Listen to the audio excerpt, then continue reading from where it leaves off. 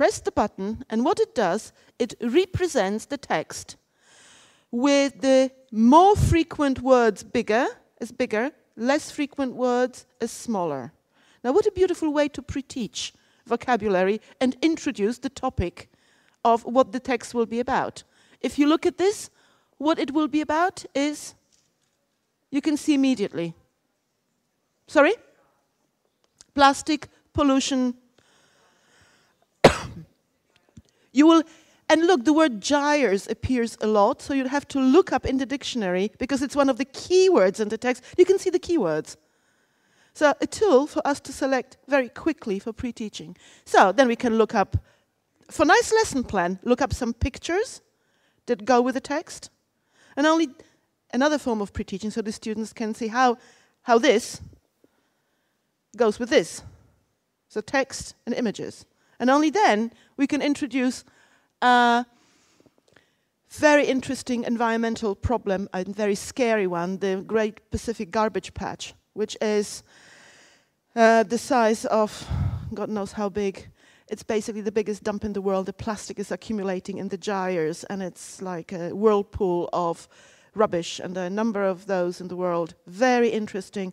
But can you see how nicely it gets highlighted words, keywords, then we have got pictures, compare, and only then we introduce the text. So what have we done? We have jazzed up our pre-teaching of a traditional pre-reading, while reading, post-reading lesson plan.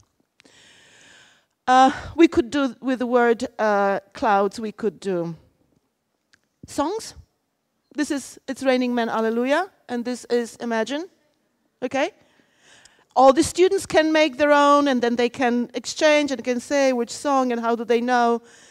You know, your creativity is, you know, the limit. But once you have got the tool and learn to play with it. This is Tiger, Tiger, Burning Bright in the Middle of the Night. So a poem in the form of a word cloud. This is a summary. I mean, this is not a summary. This is a full article that I wrote, about 20 pages, about children learning English. And then I put it in the word cloud. And I thought this might be a very nice way of presenting an article in humanizing language teaching. Instead of saying, here is an abstract, you could have a word cloud and whet people's appetites in a very visual way. And your creativity, once you start playing with Wordle, is really the limit.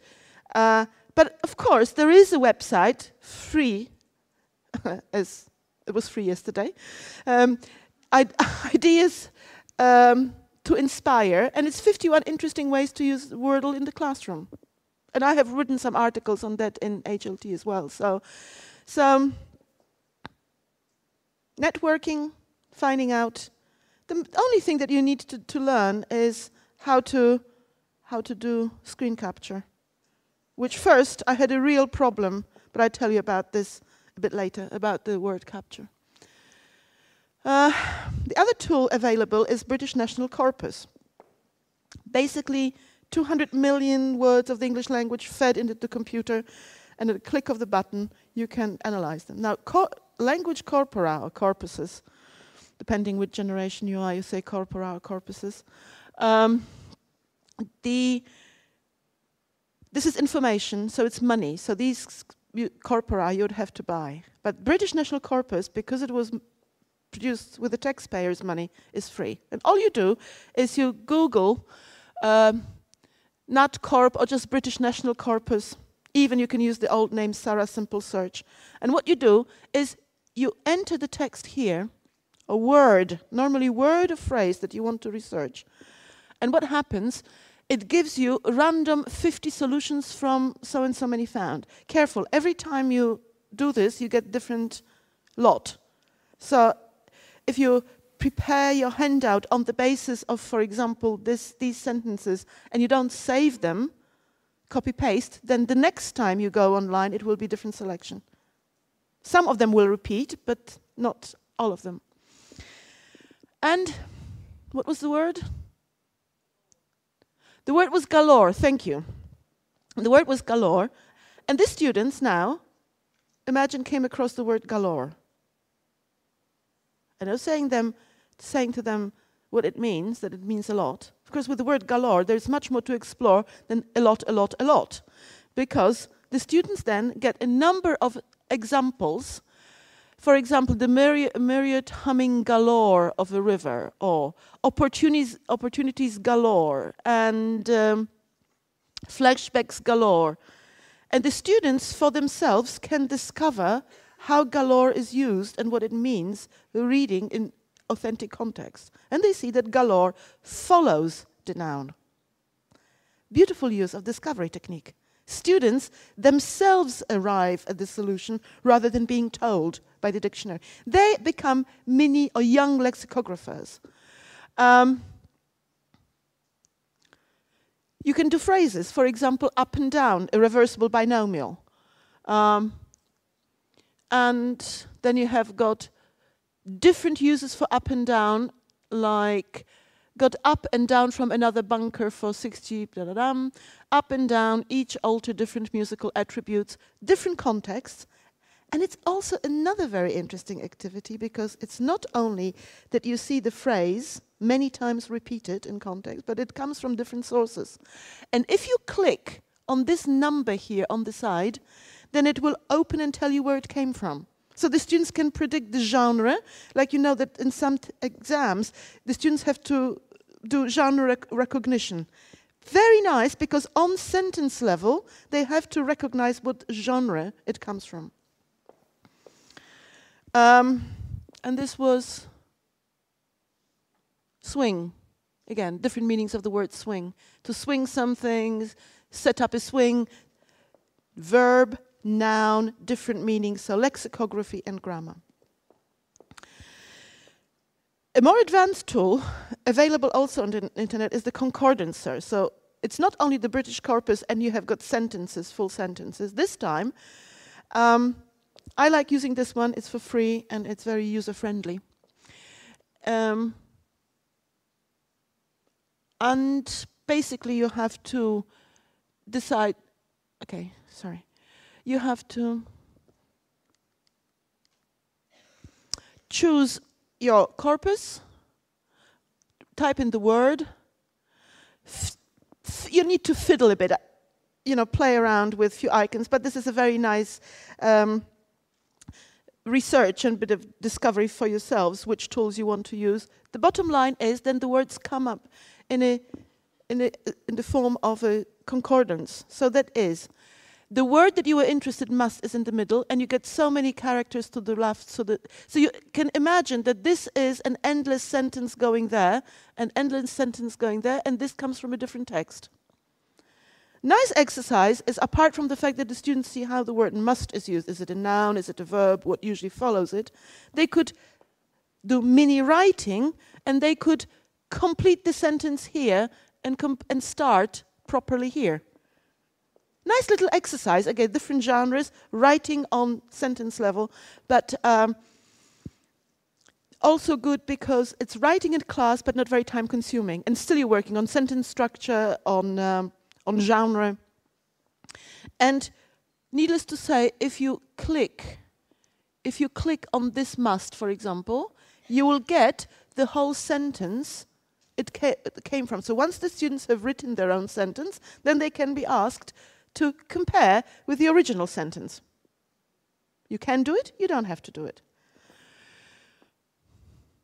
You might want to leave it at the level where the students were creative themselves and they just compare their own sentences. If you work with lawyers, instead of choosing Brown corpus, you can go into the British National Law Corpus or Medical Corpus, where all the sentences will come from the medical world. So it's a bit like choosing the word jury from the legal corpus. You will only get legal examples coming from reliable legal documents and sources. So you have a non-jury case, non-trial cases, non-jury trial cases, crime jury retirement, non-jury courts. Have you ever heard about non-jury courts? I haven't. So this is, personally, I'm really not into legal English at all. But suddenly, there are weighty, meaty, good sentences with a key word, with an obvious key word from the legal area. So I wish there was one for physiotherapy. As you know, I work with your physiotherapists, but there isn't as yet. Although, as you could see, there is US TV talk, there is Call of the Wild, so spoken corpus, of course. A more advanced tool, which you can get a month free trial period, but later you have to subscribe to, is the Sketch Engine, which shows you all word partnerships, etc. So let's leave the lexical approach, and I'd like to talk about another area that really is important for me is the visual, auditory, kinesthetic learners, learner differences, taking on board the differences. Remember, pampering the ego of the customer in shopping or in language teaching is that people are different. So let's talk about me being auditory. Two little examples. First, a cover of the book, which is on purpose blurred. It belongs to distant past. Published about 25 years ago. Sounds interesting and sounds intriguing. What was the essence of the book? The essence of the book was that there were sound sequences telling a story. Now, a fantastic aid for creating stories where the students just listened to sounds and they had to say what the story was. Now, the tape is worn out, torn, but the technique is good. You even can see now in some course books that the fashion has come back, that, you know, it's what is she doing, and you can hear somebody washing up. And we stand on cars and freeze. Instead of, oh Canada, we stand on guard for thee, right? Now,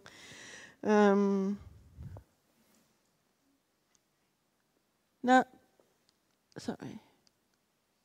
So I'm visual. We dealt with the auditory, now visual. Imagine I'm a visual learner. I like using pictures. You met already this guy, remember, the old professor, that when I tried to research somebody who looked like an old professor at the computer. I found this guy as well. But we need to be a bit careful downloading pictures. Sometimes the computer will crash because you're not allowed to, and all the programs will, you know, close, and you have to restart, and you may be losing some of the work you've done.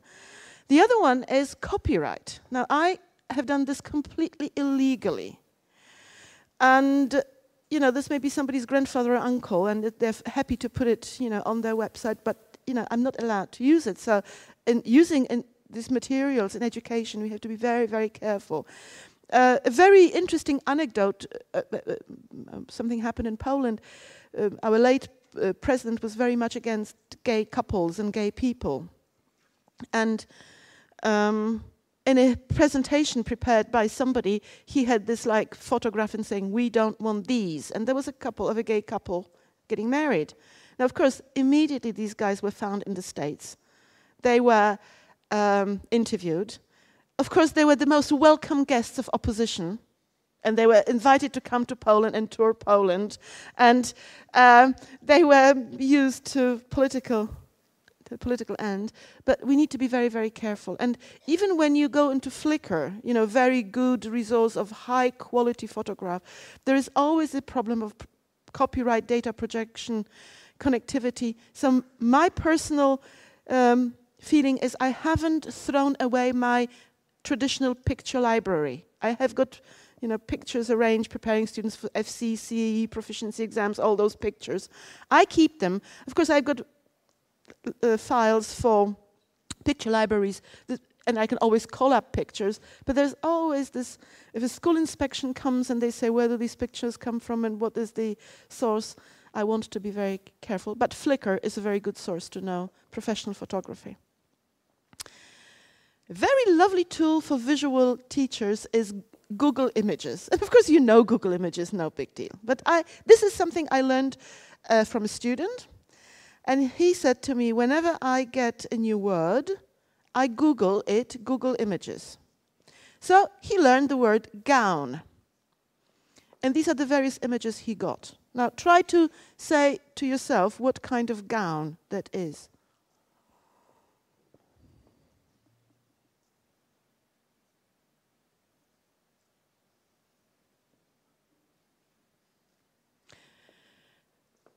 What happens?